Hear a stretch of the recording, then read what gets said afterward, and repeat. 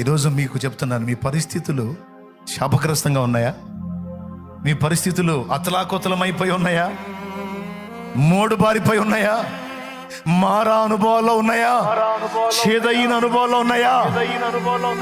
మారు మనస్సు పొంది పాప క్షమాపణ నిమిత్తం బాప్తిస్మం పొంది పరిశుద్ధ పరచబడి దేవుని వైపు తిరుగో. ఒక క్రొత్త జీవితం నీకు ఆయన సిద్ధపరిచుంచాడు. ఒక క్రొత్త పేరు నీకు ఆయన సిద్ధపరిచుంచాడు.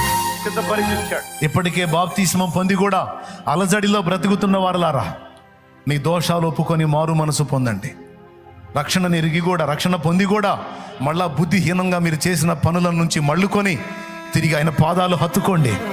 నా తండ్రి యాకోబుకి ఇశ్రాయేల్ అని పెట్టినట్టు నిన్ను ఒక నూతనమైన అనుభవాల్లో గుండా ఆయన తీసుకెళ్ళబోతున్నాడు.